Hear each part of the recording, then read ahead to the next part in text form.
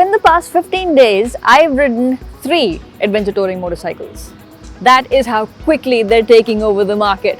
And why wouldn't they? They're comfortable and they don't care if the road ends. This is the 4th one, the KTM 250 Adventure. Welcome to Express Drives.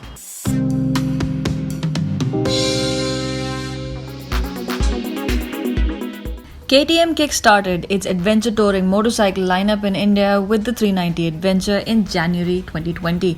And before the end of the year, we got the smaller 250 ADV, which makes it the most affordable KTM adventure bike currently. So is it a downsized version of the 390 Adventure? It pretty much is. Except of course the engine and a bunch of features, everything is exactly the same, including the suspension setup. It looks like it as well, except the fact that it gets a halogen headlamp up front and the instrument cluster is not a fancy TFT unit like the 390 Adventure.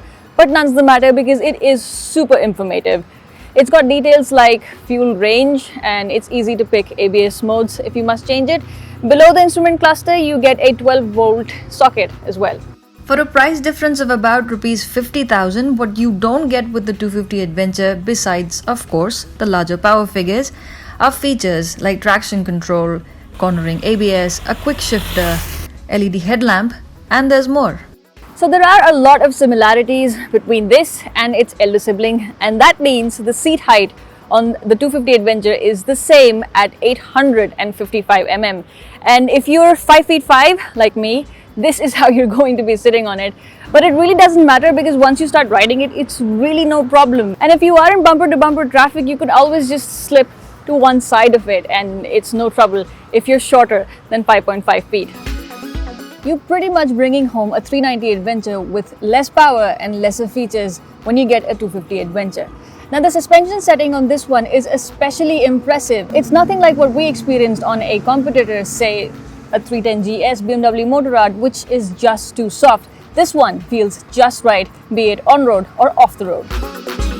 So this is the same engine that powers the 250 Duke, which means it gets 30 brake horsepower and 24 Newton meters of torque. Now on that bike it feels quite sprightly. On the Adventure though, it feels a lot more relaxed. Well, that is also because this one is clearly heavier than the Duke. Vibrations is just not something to think about. There is ample feedback on the handlebars and the foot pegs, but speeds of up to 100 km/h are absolutely effortless on this motorcycle. Well, it is a high revving engine like it is on the Duke, which means it favors power over torque. Now, this means that the gearbox has to be worked constantly in city traffic.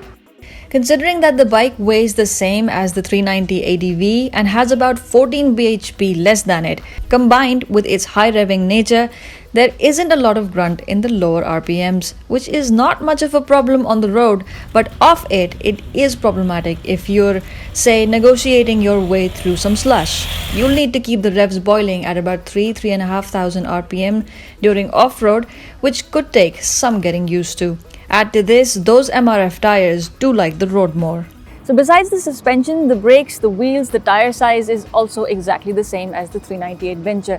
Now, I have not experienced the 390 Adventure, but my colleagues tell me that the bite on that motorcycle on the brakes is very crisp and very instant.